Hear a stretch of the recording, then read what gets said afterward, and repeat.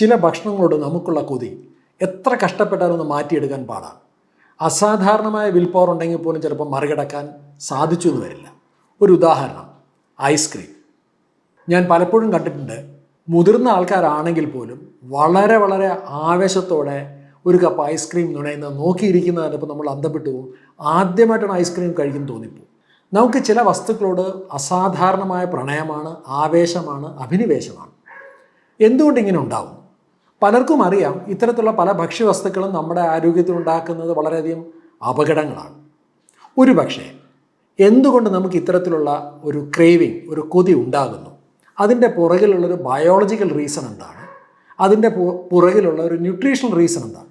ഇത് മനസ്സിലാക്കാൻ സാധിച്ചാൽ ഒരുപക്ഷെ ആരോഗ്യപരമായി ഇതിനെ മറികടക്കാൻ നമുക്ക് സാധിച്ചേക്കാം. ഇന്ന് എൻ്റെ മുന്നിലിരിക്കുന്നത് വളരെ കോമൺ ആയിട്ടുള്ള, നമ്മൾ പലരും ക്രേവ് ചെയ്യുന്ന ചില കോമൺ ഫുഡാണ്. ഐസ്ക്രീം, മിക്സ്ചർ, ബിസ്ക്കറ്റ് അഥവാ കുക്കീസ്, ഒരു മേണേഴ്സ്.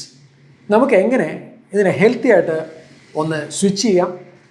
അതിൽ കൂടെ തന്നെ ഇത്തരത്തിലുള്ള ക്രേവിങ്സിനെ നമുക്ക് എങ്ങനെ നിലനിർത്തി കൊണ്ടുപോകാം? അതാണ് നമ്മൾ ഇന്ന് ഡിസ്കസ് ചെയ്യുന്നത്.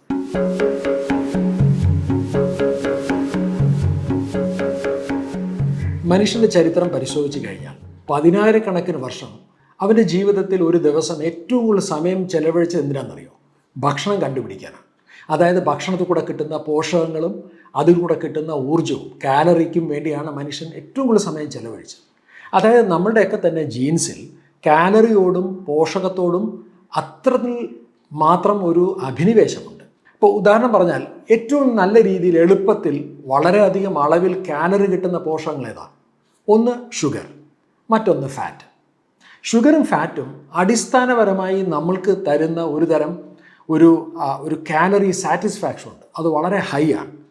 അതായത് അത്തരം ഷുഗറും അതുപോലെ തന്നെ ഫാറ്റും അടങ്ങുന്ന ഭക്ഷണം കഴിക്കുമ്പോൾ നമുക്ക് ഉണ്ടാകുന്ന ഒരു തരം ഒരു സേഫ് ഫീലിംഗ്, അത് നമുക്ക് തരുന്ന റിവാർഡ് വളരെ ഉയർന്നതാണ്. ഉദാഹരണമായിട്ട് ഒരുപക്ഷെ അവിടെ അടുത്ത 10 വർഷത്തേക്ക് നിങ്ങൾക്ക് സുഖമായി ജീവിക്കാൻ ആവശ്യമായിട്ടുള്ള തുക നിങ്ങളുടെ ബാങ്ക് അക്കൗണ്ടിൽ ഉണ്ടെങ്കിൽ നിങ്ങൾക്ക് തോന്നുന്ന ഒരു ഫിനാൻഷ്യൽ സെക്യൂരിറ്റി ഇല്ലേ?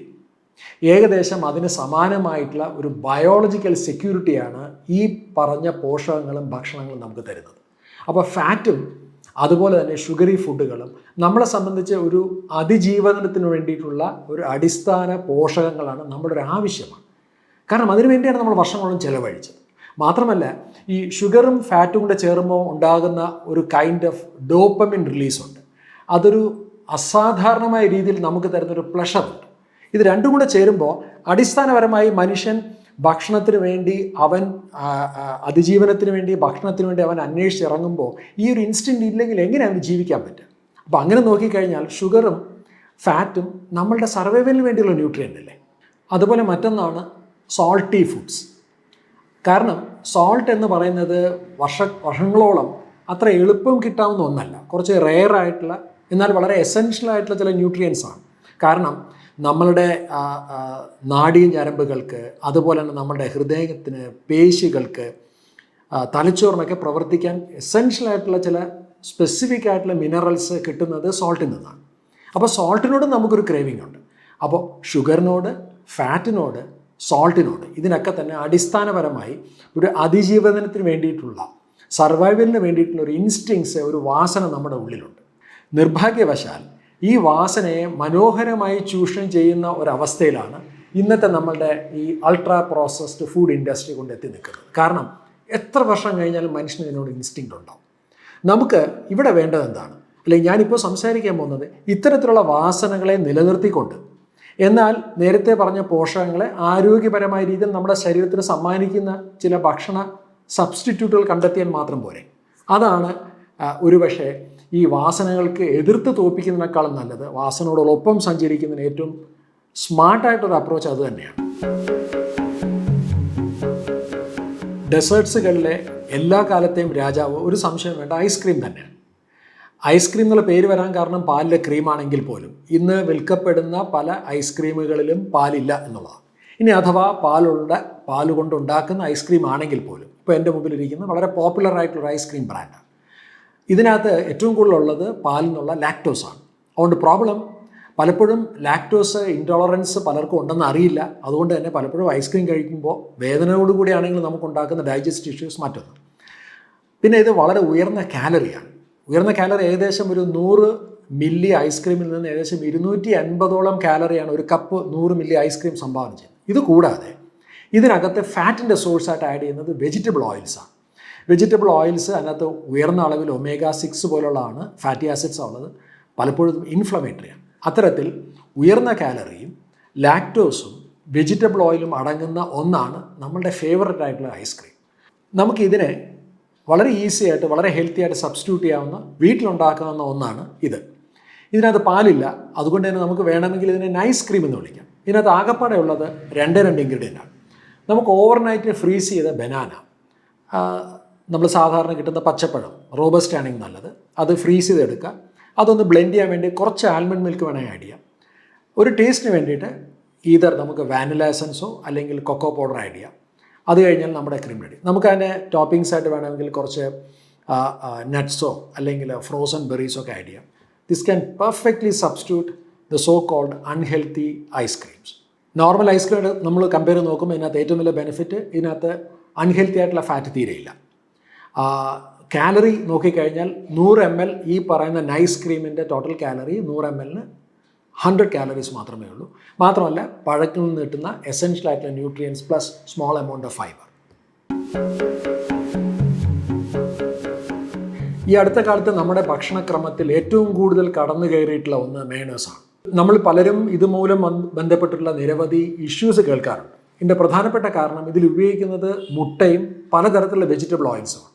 സോ അതിൻ്റെ സേഫ്റ്റി സ്റ്റാൻഡേർഡ്സ് പലപ്പോഴും ചലഞ്ച് ചെയ്യപ്പെടുന്നു. മാത്രമല്ല വെരി ഹൈ കാലറി, അൺഹെൽത്തി ആയിട്ടുള്ള കാലറി, ലോ ന്യൂട്രീഷനാണ്.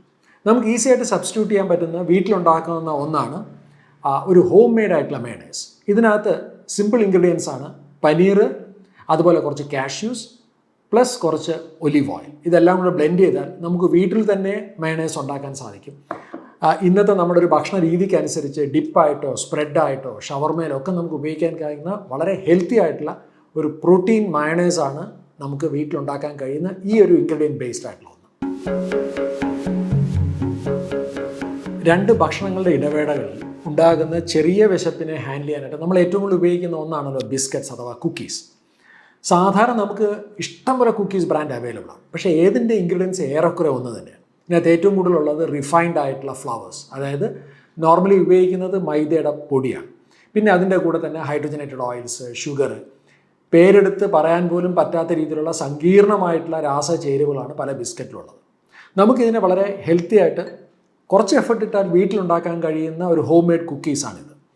ഇത് ഫണ്ടമെൻ്റലി ഇതിനകത്ത് നമ്മൾ ഉപയോഗിക്കുന്നത് ഒരു മൾട്ടി മില്ലറ്റ് ഫ്ലോറാണ്. സപ്പോതിനകത്തിന് റാഗിയുടെയോ ജോവറിൻ്റെയോ ഓട്സിൻ്റെ ഒരു ഫ്ലവർ, അതിനോടൊപ്പം തന്നെ നമുക്ക് ബട്ടറും ഒക്കെ ചേർത്ത് വീട്ടിലുണ്ടാക്കാൻ പറ്റുന്ന ലളിതമായിട്ടുള്ള കുക്കീസാണ്. പലർക്കും അറിയാമായിരിക്കാം, അല്ലെങ്കിൽ പലർക്കും അറിയില്ലായിരിക്കാം, പലരുടെയും ഗട്ടിന് ഗ്ലൂട്ടൻ സെൻസിറ്റിവിറ്റി ഉണ്ട്. ഇതൊക്കെ മറികടക്കാൻ കഴിയുന്നൊരു ഹെൽത്തി ആയിട്ടുള്ളൊരു കുക്കീസ്, ബിസ്ക്കറ്റ്സ് നമുക്ക് വീട്ടിലുണ്ടാക്കാവുന്നതാണ്.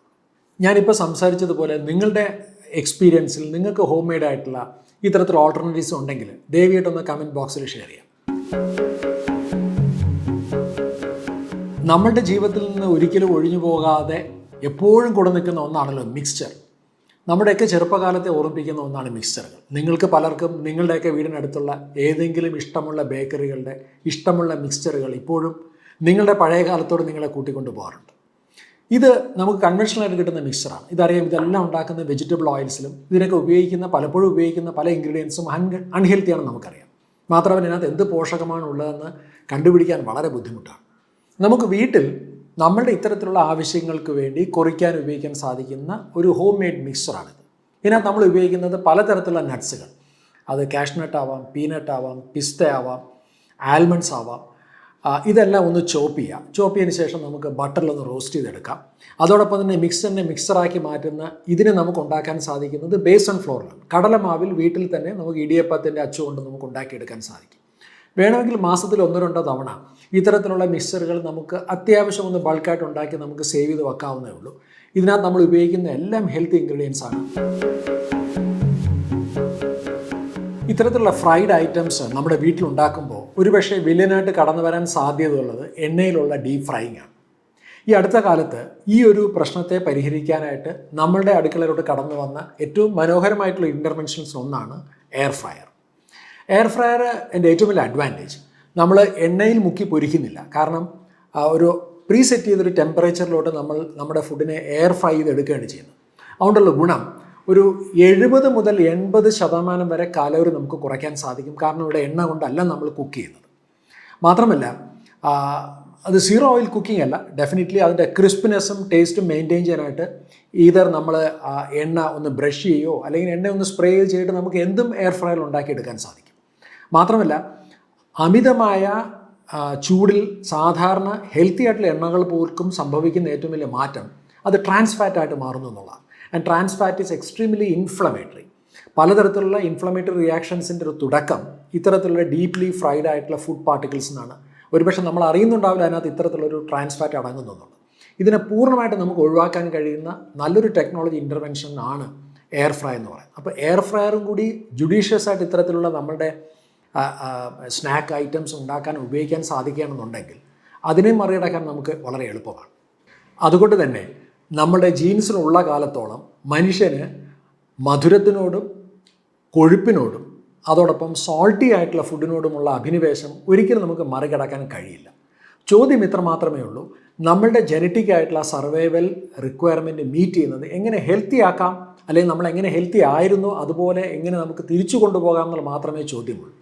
ഇത്തരത്തിലുള്ള അൺഹെൽത്തി ആയിട്ടുള്ള ഐസ്ക്രീംസ് ആയിക്കോട്ടെ, അല്ലെങ്കിൽ കുക്കീസ് ആയിക്കോട്ടെ, മയണൈസ് ആയിക്കോട്ടെ, മിക്സർ ആയിക്കോട്ടെ, അല്ലെങ്കിൽ ഇതുപോലുള്ള ഏത് ഫുഡ് ഐറ്റവും ഈ ഫണ്ടമെൻ്റൽ ആയിട്ടുള്ള സയൻസ് ഉപയോഗിച്ചുകൊണ്ട് നമുക്ക് വേണമെങ്കിൽ ഹെൽത്തി ആയിട്ടുള്ളൊരു ചേഞ്ചസ് നമുക്ക് കൊണ്ടുവരാൻ സാധിക്കുന്നതേ ഉള്ളൂ.